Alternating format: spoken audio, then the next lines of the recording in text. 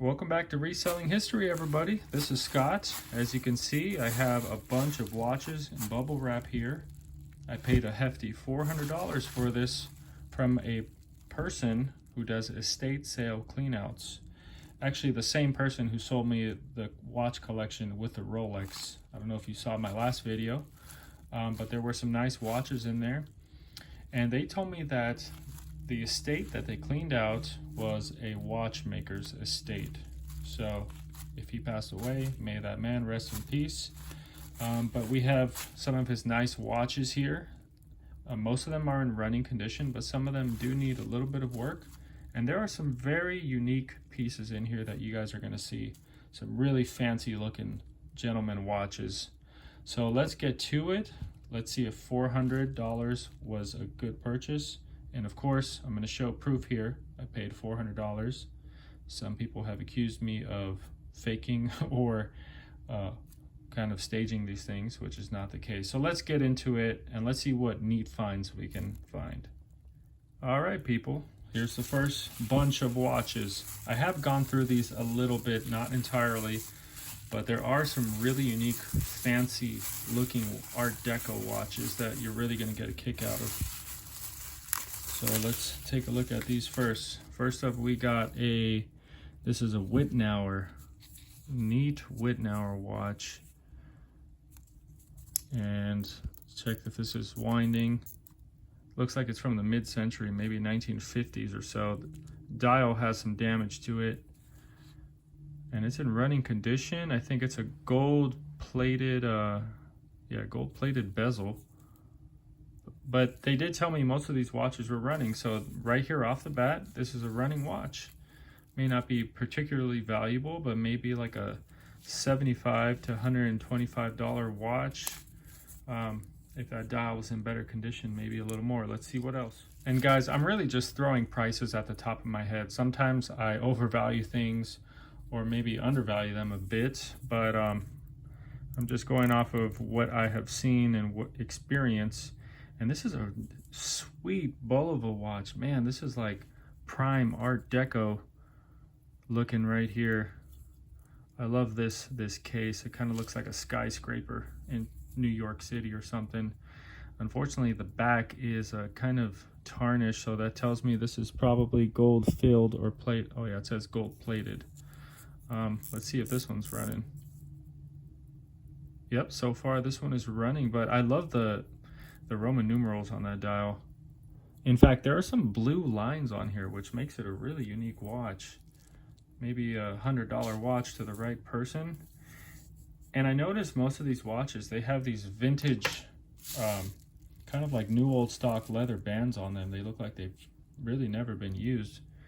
Here's another Bulova watch. And this one is also gold. Let's see if I can zoom up on there. This one is also gold plated, and this one is not turning. He did say some of the watches don't run, but most of them do. So this one's going to need a repair, maybe a $50 repair watch. And then this looks like mostly the Bulova pile. And look at this one right here. It's got some diamonds, 2 diamond studs right there, and I love the case and dial on this. It looks like a TV from the 1950s. Let's see if this one's running. Yeah, this one's running as well. Now, unfortunately, I think the band, if this was part of it, it looks like it was just an old band, kind of crusty and broke off. But this is a unique watch right here. Maybe a $7,500 watch. Pretty cool. All right, so we got 4 watches out the way, and here are 3 more. And this is going to be a Belforte. I've heard of this watch company before. I don't think it's anything particularly valuable, but it has a very mid-century look to it, probably 1960s or 70s. Very rectangle looking case there. This one is ticking as well. Maybe a $50 watch. And then what do we got here? This is an Elgin, and a very unique looking one. Got that curved case, 1940s era most likely. Dang it! Unfortunately, this one is not winding at all. So this is going to need a repair. I'll have to look up the movement on this to see if it's particularly valuable. Maybe a $50 watch. Cool looking curved case though. And then last of the bunch here, we have a Benris watch, probably 1950s, maybe 1940s. Man, they were a big watchmaker back in the day. I think they got bought out by, like, I want to say Hamilton or Bulova Watch Company. Either that, or I think they were put out of business by one of them. Something happened, some sort of legal troubles. 10 karat rolled gold plated bezel. This one's running. This is a nice low budget gentleman's watch. If you want that classy look, $75 probably. All right, we got more watches. And right here we have a beautiful Elgin. Don't you just love it when you see an Elgin with a beautiful dial like that? I feel like whenever I come across Elgins from the 30s or 40s, they're usually just pretty beat up. So it's remarkable when they look this good. And this one's running. That's a nice watch right here. Maybe around $100 watch. We're doing good so far for only 400 bucks. Now, I do resell a lot of my watches, but I also like to hold on to one or two of them if I find something worthy for the collection. And this one has tape on it. I'm imagining the tape is on here because the crystal is kind of coming off. Let's see what this is. Renzi. I've had Renzi before.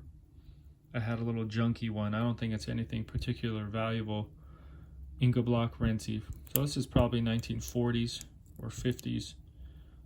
Dial's not too bad condition.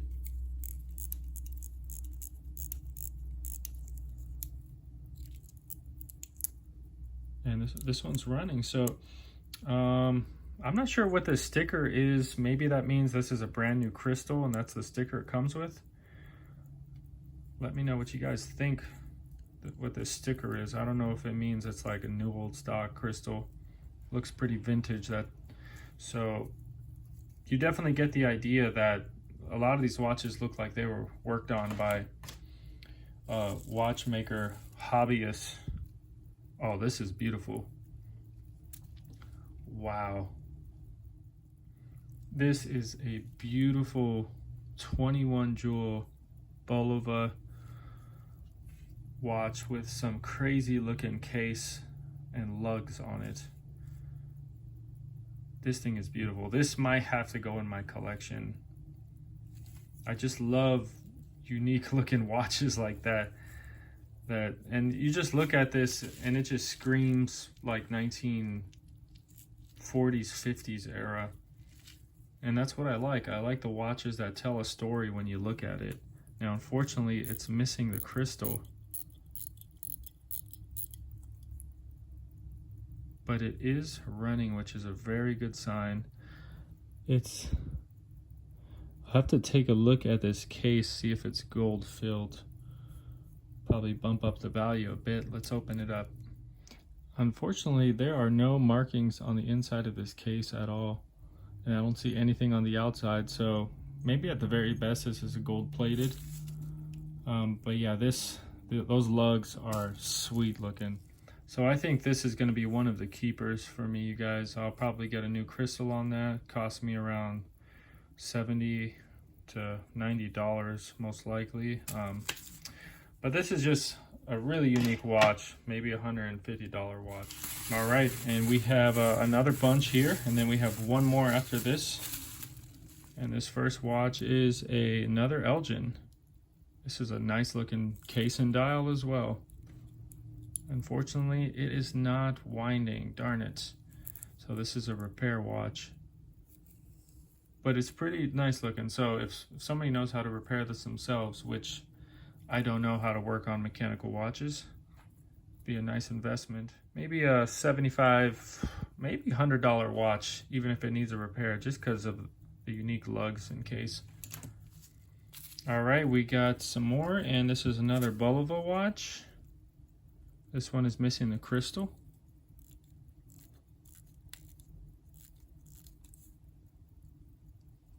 But it's running. And whoa, I just noticed something with this. Look how thin this case and movement is. If this watch is probably from the 40s or 50s, it was probably one of the thinnest watches on the market, I would imagine. Dang, that is crazy. I've never seen a vintage watch that thin. Man. This is a gold-plated bezel. Man, I might have to consider this one for the collection. But probably with the new crystal. This is a $120 watch. All right, and then we have another watch with some tape and a sticker. So it looks like this crystal has not been attached. And this is another Bulova watch. Common theme with these, most of these watches are from like the 40s, 50s era, maybe 1960s as well. Pretty much my favorite eras for watches.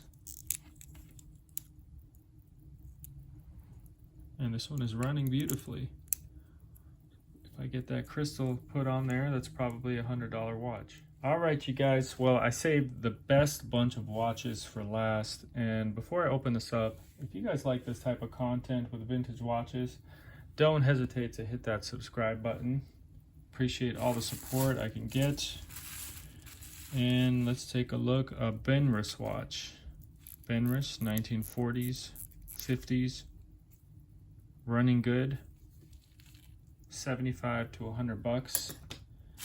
And right here is a Longines. Longines, wow. I'm gonna assume on this watch that the reason it's taped up is because of the crystal as well. Good news, this is a 10 karat gold filled Longines. Longines, as you guys know, is a great watchmaker brand, pretty valuable. I'm not able to turn the crystal, but the crown, but it might be because of the tape. Let me see if I can work my way around that. All right, the tape was holding the crown down, so that's why I couldn't turn it. But so far it's ticking. Like with every watch, I'm gonna have to test it for a day or two to make sure it's accurate. But to be honest, guys, this is only the second Longines I've ever come across. I'm not sure how much this is gonna be worth. Maybe a couple $100. Maybe a little bit more. I'll have to take a look at the movement and do some research, but let me know what you guys think the value of this Longines is. I might have to consider this for the collection as well. And one more, you guys, and this is a beauty. I saw this one in the photos, kind of perked my ears up a bit. This is a wonderful Girard Perregaux automatic. Beautiful, beautiful watch. Dial crystal is in good condition. I think that's the best thing about all these watches is they're really mostly in great condition. Some of them you just need to add a crystal or have a little bit of a repair, but you can't ask for really a better looking dial than that. That looks pretty good. And this is an older Girard Perregaux, probably 1940s it looks like. Now it says it's automatic. I hear it moving around, but I don't think this is going to be ticking. Dang, unfortunately this one is going to need a repair most likely.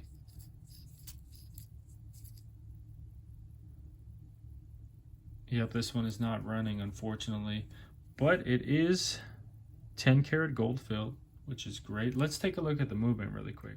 All right, you guys, I just discovered something with this watch that has me a little confused. First of all, it is 10 karat gold filled, which is great, but let's look down at the movement. And it appears to be a Hauer movement, Tag Heuer, but I don't even think it's Tag Heuer. It says E.D. Heuer and Co. And I think that was before they became Tag Heuer. So I'm kind of confused. I don't know if maybe E.D. Heuer made automatic movements for other watch companies back in like the 40s and 50s. I'm going to assume that's probably the case. No pun intended. But because this came from a watchmaker's estate, I don't know if he just like kind of pieced them together. So this is another research one right here. But the fact that it has a Heuer movement is pretty cool. It's a 17 jewel automatic movement, which, you know, I would imagine it's probably not easy to find a vintage Heuer movement like this that's automatic. So you guys let me know what you think in the comments. Was this Frankenstein together, or did Heuer make movements for other watch companies, including Girard-Perregaux? I really don't know, but I would appreciate your guys' input. As far as value-wise for the Girard-Perregaux, I have no idea, especially with that movement in there. You guys let me know what you think, but as you can see, for 400 bucks, I think we did pretty good. There's nothing particularly super valuable like I've come across in the past, but I think this is close or maybe a little more than $1,000 worth in watches, and I get to add this one to my collection. So hope you guys enjoyed this video. I really appreciate the support while we're trying to grow the channel. Drop a comment, a like, and we'll see you guys on the next one. Peace.